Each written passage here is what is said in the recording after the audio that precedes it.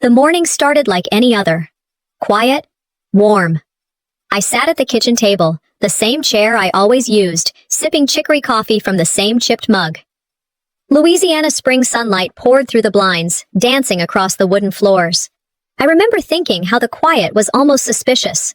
That's what happens when your life has taught you not to trust the stillness. I had plans that day, simple ones. Go through the last of my father's things at the storage unit, maybe find a few tools to keep in the house. I wasn't looking for closure.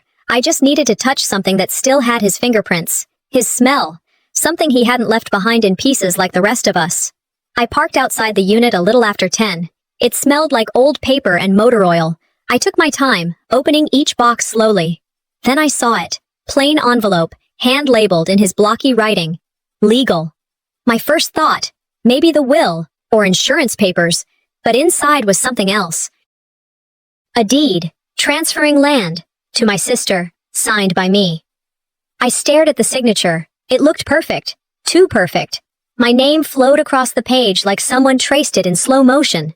The date, 2 years ago, was when I could barely sign a grocery list, let alone a legal form. That was the year my world cracked open.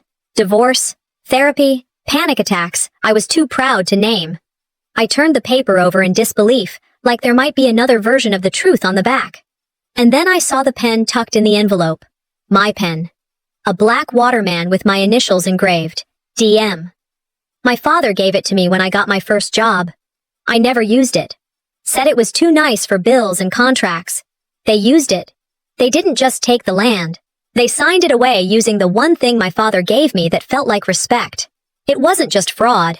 It was something meaner, colder. This wasn't about real estate. This was about reminding me that in this family, love comes with conditions, and apparently, expiration dates. I didn't cry, not yet. I didn't scream either. I called the family attorney, Mr. Belden, still had the same number, same slow voice. We met the next day. His office hadn't changed. The smell of lemon oil and paper files and old arguments. He looked at the document, adjusted his glasses, said it seemed legitimate. I asked him when the will was read. He blinked once, cleared his throat. 6 months ago, he said. I wasn't invited. Your sister and mother said you'd been given your portion. I hadn't. They insisted you had, in writing. He didn't sound surprised, just finished. Like all the pieces had already fallen and he wasn't going to pick them up. That was the moment I realized. I wasn't forgotten. I was removed. I didn't yell, didn't even raise my voice. I thanked him, walked out, got in my car, and drove. Now, some people, when they're angry, they pace. Some break things. I drive. No music, no calls. Just me and the road and the sound of rubber against concrete. I pulled into a gas station lot and parked. Didn't need gas. I just sat there, for 45 minutes. Reading that document over and over like the words might change if I looked long enough. They didn't. And every time I looked at that signature, it mocked me, like someone cosplaying as me, like my voice had been stolen and used to shut me up permanently. I thought about high school, about being told to let it go, about sitting at the kid table when I was 25, about how silence becomes a habit so ingrained that speaking up feels like betrayal. And then the question came, do I fight? Do I let it go? Will anyone even believe me? Will they say I'm overreacting? Sensitive, emotional, as always. That's the trick, isn't it? They raise you to be quiet and then punish you when you finally speak. I didn't have an answer, but I knew one thing. I wasn't letting this go. I drove home slow. Stopped by the grocery store. Picked up lemons and honey. Routine keeps you grounded when your world slips sideways. Back at home, I placed the forged deed and the pen inside my fireproof safe. Sat at my desk, pulled out an old folder labeled Family History, Legal. And I started writing a new page. I didn't even need to think about what to title it. I never wanted war, but they just started one. I didn't bring it up during the family text chain, didn't ask why Charla was hosting the city's library renovation ceremony, didn't mention that my company had donated the security system that made the whole place safe to begin with. I told myself I'd go, be polite, clap when I was supposed to, smile, even if it hurt. That morning, I picked out a dark navy blouse. Something soft but not quiet. I stood in front of the mirror, rehearsing a short thank you. Nothing grand, just words to acknowledge the gift, the work, my team. Maybe this time, I thought, they'll let me belong without conditions. The community center was packed. Small town important, Folding chairs, iced tea on tables, name tags with cursive print. I scanned the room and saw her. Charla, hair done, clipboard in hand, hugging a city councilman like they'd known each other forever. She looked through me. Not at me. Through. When the MC called her up, she glided to the mic. We're grateful for all our local contributors, especially those who made the new security system possible. No names, no titles, just that generic gloss that makes you invisible in front of a crowd. Then they called mine. Please welcome Devon Malloy. No CEO title, not even a sentence, just my name, like a note passed under the table. I walked up, calm, ready. The paper in my hand crinkled from sweat I refused to acknowledge. The mic didn't work. I tapped it once, twice, looked toward the AV booth. Nothing. The MC stepped forward. It's all right. Thank you, Devon. We're short on time. Short on time. Polite applause. I stood there for half a second too long, smiling like I didn't feel the slap. Sat down again, jaw clenched so tight I could feel it in my ears. Charla never looked over. She didn't need to. They didn't have to yell at me to shut me up. They just didn't plug in the mic. Later that night, I drove to Mama's house. I knew I shouldn't have. I should have let it go. But something in me needed to hear her say she didn't know, that it wasn't on purpose, that her silence wasn't approval. The porch light was on. Same plastic lawn chairs. Same porch swing that never swung. Inside, the air was thick with furniture polish and generational fatigue. Framed pictures lined the walls. Charla's boys at every age. School photos, football jerseys, graduation gowns. No pictures of me, not even the ones I sent. She was watching Wheel of Fortune with the volume too high. I sat down on the edge of the couch, holding a wooden frame in my lap. She barely looked up. Everything okay? Were you at the ceremony? I asked. She shrugged. Had errands. Why? They didn't let me speak. She raised an eyebrow. They didn't? No? Mic didn't work? They waved me off. She reached for the remote. You always find something to be dramatic about. I placed the frame on the coffee table. Inside it was a letter I wrote her after graduating college. A thank you for paying rent when I couldn't, for picking up the phone at 2 a.m., when I thought I'd drown in my own anxiety. I kept this all these years, I said. Thought maybe you did too. She stared at it for a beat, picked it up, turned it over, didn't open the back, didn't smile, set it aside. Next to the coasters. 15 minutes later, when I went to the kitchen for a glass of water, I saw the frame in the trash. Letter torn in half. I didn't take it out. I didn't say anything. I just walked back into the living room, sat down again, straightened my shoulders.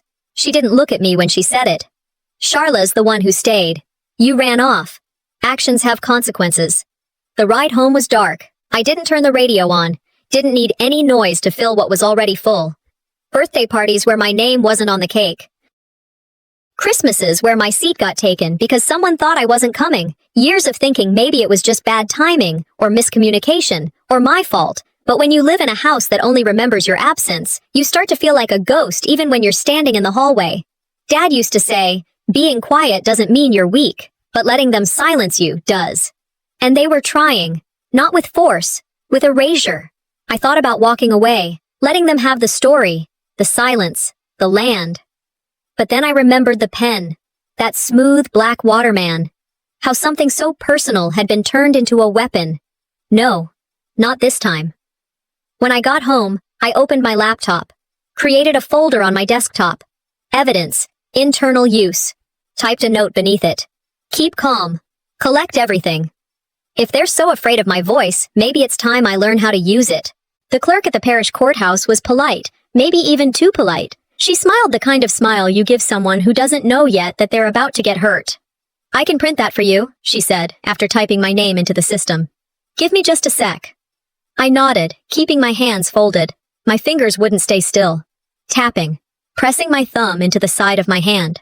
Little fidgets I picked up during the worst of the divorce. They came back like muscle memory. She handed me the page. There it was, digital, clean, official. My name signed across a deed that transferred the property behind Daddy's house directly to Charla, and Cormac's name was there too, as a legal witness. The date? The same week I was in that clinic in Lafayette, trying to remember how to breathe. Not only did they steal from me, they waited until I was too broken to notice. I didn't say a word, just smiled, thanked her, folded the paper carefully into my folder. Walked out like I had answers, not fresh bruises. 15 minutes later, I stood outside Ledoux Yates. Their front desk smelled like fake leather and cold coffee. The receptionist had a nervous smile, like she already knew what I came for, but had been told not to ask questions. "Is Cormac in?" I asked, casual as hell. She asked if I had an appointment. "No, but I'll wait." He came out after a good 15 minutes. Buttoned up, smug, eyes that scanned me like I was a spreadsheet with a math error. "Well, look who decided to drop by." "I had some paperwork questions," I said, just tying up some loose ends. He motioned me to a side room, closed the door. Didn't sit. "You know," he started, "you really should have checked your own files. You did sign that deed." "No, I didn't." "Well, your file says you did." His voice didn't rise. It didn't need to. It was the tone of a man too used to winning quietly. "You're welcome to dispute it, of course," he added. "But you know how that goes. Sometimes the courtroom's more about exposure than resolution."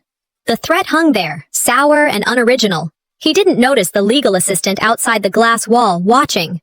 But I did. I left without pushing. No reason to stir the pot just yet. But somebody in that office knew the truth. Maybe more than one somebody. By the time I got home, it was almost noon. I didn't eat, just sat down, opened my laptop, and pulled up every email, every text, every scrap of anything from that week 2 years ago. Hospital discharge summary. Dated and time-stamped. 12 hours before the deed was filed. My signature? Neat. Too neat. A digital ghost of my handwriting. No smudge, no curve hesitation. I sent the file to Maura. She used to work compliance for a firm in Houston, knew every trick in the book about metadata, PDF tampering, digital tracebacks. She messaged back within minutes. "Send me a clean copy. I'll tear it apart."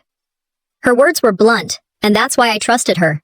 I didn't feel rage. Not yet. Just a strange kind of quiet, like when you finally understand the rules of a game that's been played on you your whole life. This wasn't about family anymore.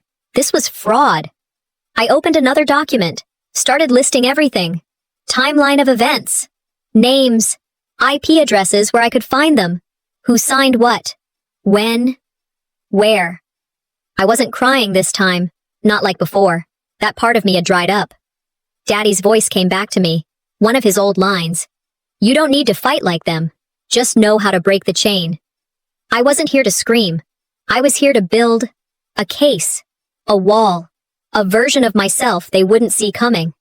I created a spreadsheet and labeled it Asset Theft, Family Index.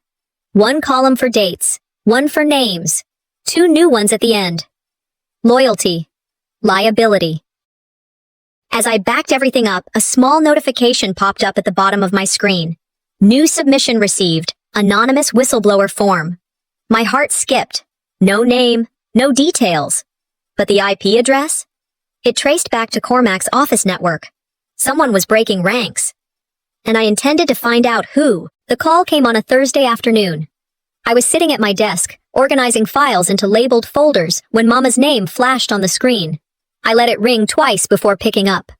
Her voice was softer than I remembered, like it had been filtered through some old filter of guilt and good intentions. She said, "Let's have dinner. Just the family. No papers, no drama. Just us." I didn't answer right away. I stared at the bookshelf in front of me, all those cookbooks and law journals I never read anymore. Then she added, "Let's talk, like we used to." Something in me. It wanted to believe her, wanted to believe this was the beginning of something less broken. Maybe it was hope or foolishness. They've always looked alike when I hold them up to the light. I said yes. I didn't bring anything but myself. No folders, no flash drive, no voice recorder. I chose a simple black dress, the kind you wear when you want to be taken seriously but not provoke attention. I walked into that restaurant thinking maybe we were going to fix things. The private room smelled like rosemary and expensive wine. Charla was already there. Cormac sat next to her, reading something on his phone. Their boy, Jason, was drawing dinosaurs in a sketchbook. Mama sat at the head of the table like this was Sunday dinner in 1992. Everyone stood when I walked in, everyone except Cormac. We made small talk, or tried. Charla asked about my houseplants. Mama complimented my shoes. Cormac just smiled without showing his teeth. The server came and went with wine and plates. I took a sip of water and kept my jaw loose. I could feel my throat preparing for disappointment. Charla started telling stories. Old ones. About the time I fell off the swing set or cried during a spelling bee. Everyone laughed. I laughed too. The kind of laugh you use when you're trying not to choke on history. Mama raised her glass. To healing what time has hardened. I nodded. Something in my chest tightened. Then dessert came, and with it, a folder. Cormac slid it across the table like it was a napkin. We figured this might help smooth things over, he said. It's just a standard amendment, you know, to make things official. Clean. I didn't touch it right away. Charla leaned forward. It's not like you were really going to keep the land, right? This just makes it easier. Mama added. Don't make this harder than it needs to be, Devrin. I opened the folder. Quitclaim deed, my name, my signature. A blank space waiting to be filled. I looked at Jason. He looked up from his sketchbook, eyebrows pulled tight like he could feel something shifting but didn't know what. I closed the folder, pushed it back across the table, whispered, You brought a child to watch you rob me. No one said a word. I stood up, straightened my dress. You will never again speak to me in rooms like this, I said, my voice calm, unless it's across a courtroom. Cormac smirked. Charla's hands trembled slightly. Mama sucked in air through her teeth and hissed, Devrin, you're embarrassing us. I turned to her slowly, met her eyes. No, you did that when you chose an estate over your daughter. I reached into my purse and pulled out a 20, left it under my untouched dessert plate. A final tip, a final line. Jason's eyes followed me as I walked to the door. I gave him the smallest nod, mouthing, I'm okay. He didn't nod back, but he watched. Outside, the air felt cleaner, realer. The kind of air that makes you want to start something instead of just survive it. I dialed Mora. When she answered, I didn't wait. Get ready, I said. We're going forward. I caught my reflection in the screen, not smiling, just sharp, like glass that finally stopped trying to be a window. They thought I'd sign with my hand. I'm about to sign with consequences. It was a little past 9. I was sitting in the living room, papers spread across the coffee table, legal plans, backups of emails, screenshots from county records. Mora had just finished reviewing metadata from the file I sent her earlier. Tight case, she said in her last email, but keep everything dated and clean. I was finishing a draft affidavit when the doorbell rang. Once, then again, harder. I glanced at the security app on my phone. Cormac, standing on my porch, pacing, his hand clenching something long by his side. I zoomed in. A bat. He shouldn't be here. Not at this hour. Not by himself. I didn't open the door. I didn't move. But I could hear him, voice sharp, talking to the air like I was supposed to be listening from behind the wood. Devrin, open the door. We need to talk. No one needs to talk with a bat in one hand and pepper spray on their hip. But I did open it. Didn't swing it wide, just enough for him to see my face. He looked worse than usual. Flushed, sweating like he'd run up the steps, though I hadn't heard him do it. He was wearing slacks and a wrinkled button-up shirt, the sleeves rolled to the elbows. You're hurting the family, he said, before I could speak. These legal games, they're reckless. I didn't say anything. He stepped forward. I didn't move back, but I did tighten my fingers on the inside edge of the door. We can still settle this, quietly. You transfer the property back, drop your claim. No headlines, no embarrassment. His eyes flicked behind me, toward the living room, toward the documents. I stared back. You're trespassing, Cormac. He smirked. Not yet. You opened the door. And then he crossed the threshold. Without being asked, that's when I saw the pepper spray clipped to his waistband. His fingers twitched toward it. I'm not leaving here empty-handed. You're not here to talk. He took one more step, and I stepped back. You don't understand how much is at stake, he said. No, Cormac, I replied. I do. I just don't care anymore. He raised the bat slightly, not to swing, just enough to let it be seen. My thumb hit the silent panic button on my key fob. 3 seconds. That's how long it takes. His voice went up a notch. You think this is just about you? You think you get to tear everything down and walk away? I didn't answer, because I didn't need to. 2 men stepped in from the side entrance, not in uniform, but trained. Calm. One reached for the pepper spray before Cormac even noticed him. The other caught his wrist as it jerked. Cormac shouted, She's manipulating everything. She's insane. One of the guards said, "Sir, you are trespassing. You are armed. This isn't a misunderstanding." He struggled, but they didn't rough him up, just held him long enough for reality to catch up. I stood still. Not angry, not shaking, just done. "No charges," I told them. "Not yet." The taller guard looked at me. "You sure?" "Let him walk out knowing what restraint looks like." Cormac's eyes darted between us. He realized, maybe for the first time, that I wasn't bluffing, that I had built something he couldn't bulldoze. They walked him out. He didn't say another word. I locked the door myself, stood there for a while, staring at the handle. Then I turned, walked down the hall, and opened the safe, the pen, the deed. I took them both. Sat at my desk, hit record on my voice log. Tonight, Cormac Ledoux arrived at 9:47 p.m., armed, hostile, uninvited. My tone was flat, legal, precise. This is not a family dispute. This is a pattern of intimidation, of coercion. I am no longer a relative. I am a witness. I clicked the file closed, looked out the window into the dark. For the first time, I didn't feel like the one being hunted. I felt like the one holding the map. The next move would be mine. Mora's text buzzed in a moment later. "I have what you need, but it's going to get messy." I stared at the screen, then looked up. My reflection in the glass wasn't smiling. They thought this was about money, but this is about freedom. I got there before anyone else. That was the plan. I wanted to walk that boardroom alone, feel the stillness before it turned into a war zone. The lights were low, but the projector was already humming. A quiet whir like a storm warming up in a bottle. Mora showed up a few minutes later with a thick binder and 3 flash drives. She didn't speak right away, just gave me a look, part nod, part warning. I laid out the leather folders one by one, each embossed with a name. Charla, Cormac, Orleana. "This isn't revenge," I said under my breath. "This is clarity." Mora slid the laptop across the table and connected the projector. "They made me the villain," I said. "Now I'll show them the script." The room was too cold for comfort. I'd worn gray slacks, a high-collar blouse, no jewelry, no makeup, just quiet armor. Enough to say, I didn't come here to impress anyone. I came here to dismantle them. At 10:02, Charla walked in.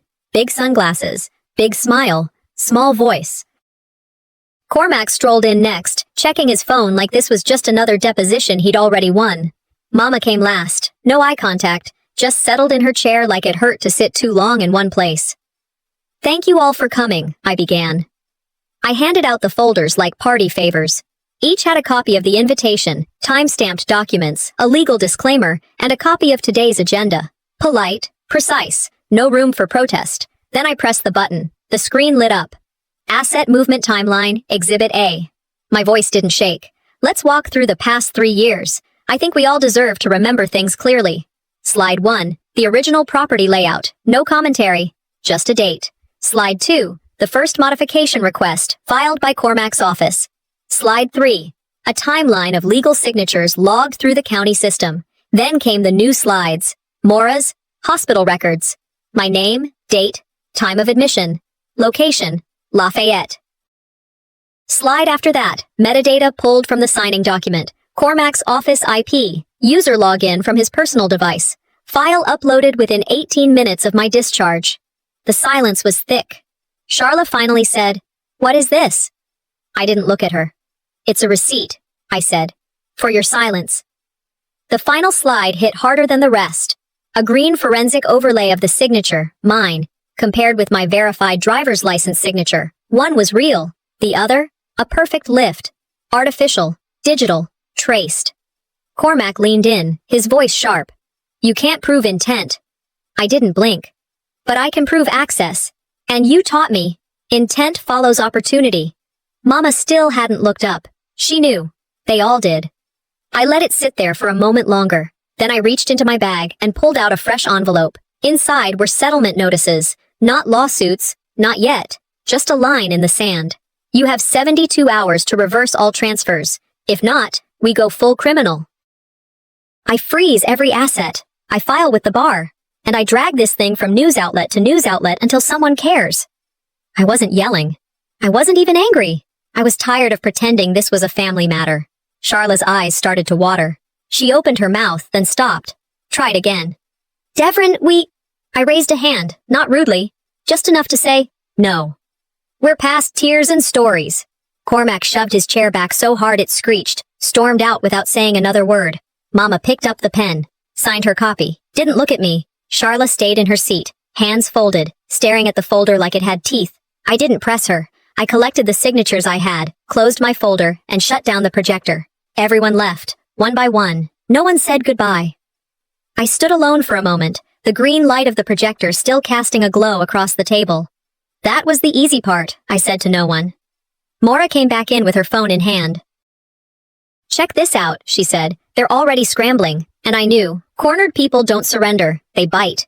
The pinging wouldn't stop. By the time I turned over and checked my phone, I had 13 missed calls, 26 texts, and a voicemail from a number I hadn't saved since college, that one I listened to first. Devrin, it's Clay from the firm. You need to see what's going around, it's bad. I sat up, swung my legs out of bed, and pulled the laptop from the nightstand. It took 15 seconds to load. The video had over 500,000 views before breakfast. It was a clip, me, seated, smiling, signing something. That part was real. The audio wasn't.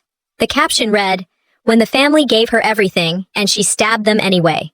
Edited laughter, dramatic music, slow zoom on my eyes, like I was some kind of con artist mastermind. The comments were worse. Greedy snake. Never trust the quiet ones. She probably forged half her childhood, too. I closed the tab, then reopened it. I watched the whole thing again, not out of self-hate, out of study. They weren't trying to prove anything. They were trying to drown the truth in noise. 2 hours later, it got louder. A podcast, local, popular, run by a former high school classmate of Charla's, posted a new episode. Family first or family foul? There was no subtlety in the marketing. My face blurred in the promo image, but my name said in the first 3 seconds. The host said she wasn't picking sides, just asking questions. They played voice clips from Charla, teary, broken, saying things like, "Some people just don't understand loyalty anymore. They turn pain into power." They hinted at me having breakdowns, manipulative patterns, disconnection from reality. I listened once. Then again. Then I wrote one note to myself. They want public sympathy. I want documented truth. Maura called. "You want to sue?" I was quiet for a beat. "That's a distraction," I said. "Let them aim low. I'll build high." That afternoon, I started posting the timeline screenshots. Original documents with file metadata exposed. My hospital records timestamped to the hour of the forged signature. I made a digital archive. Locked, read only, tracked. Every person who clicked left a footprint. Then I wrote one sentence. I have never been louder than the truth, but they are louder than shame. By evening, the tone started shifting. Private messages. An anonymous email. "Keep going. Some of us are watching." A direct message from an estate attorney. "We saw what they did. You're not crazy." Not all loud is legal, and not all quiet is weak. I stood in front of my office window, watching the streetlights blink on, and thought back to something else from the boardroom. Charla didn't sign. She held the pen, looked at me, and paused. It wasn't a long pause, but it was real. A crack. And cracks are where light gets in. So I sat down again and started building something new. Not for public release. Not yet. A psychological profile. Cormac thrived on dominance. He built cases like pyramids, always heavy at the base, meant to crush opposition through weight. Charla folded under heat, but not because she didn't care, because she couldn't carry it. Mama disappeared, even when she was in the room. I built a folder labeled Press Strategy, Contingency. Inside it, screenshots, voice memos, public records, timestamps, gaps. A playbook I wasn't ready to run, just ready to own. They taught me to be quiet. Now I teach them what quiet does when it learns how to aim. I leaned back, cracked my knuckles, and prepared to log out for the night. Then my secure alert buzzed. New message. Encrypted. Routed through our firm's internal whistleblower system. No name. Just one line. Check file 72. It's not what it looks like. I checked the metadata. Device was registered to Ledoux Yates. They're not all loyal. And I just found my leak. They all showed up. I arrived early. Again. Just me, a thermos of black coffee, and the thick beige folder that had become my anchor. I stepped out of the car into a morning too quiet for what it was about to hold. Camera flashes hit me the second I reached the courthouse steps. I didn't blink. I'd rehearsed blinking. I knew what that moment looked like from the outside, a woman about to betray her bloodline, or the one who finally had enough. Inside, I heard my heels hit marble. Every step echoed like a name they'd stopped using. I walked past 3 security checkpoints, nodded at 2 clerks I'd seen once before, and waited outside courtroom 3B. They were already inside. Charla, perfectly styled, whispering something to their lawyer. Cormac, stone-faced like a man who thought he'd bought the ending already. Mama. Orleana, dressed in her Sunday best like she'd forgotten what weekday it was. No one looked up. They came for the performance. I came for the record. When the judge called my name, I stood, walked slow, took the oath. My attorney began with the documents, timestamps, forensics, audit trails. Nothing flashy, just facts. One stacked on another, like bricks. By the time she reached the signature overlay, no one was moving. Then came my turn. I laid out my timeline, the dates, the silence, the emails unanswered. No shaking voice, no dramatics. They waited for me to crack. I didn't. The judge asked about the emotional toll. I paused.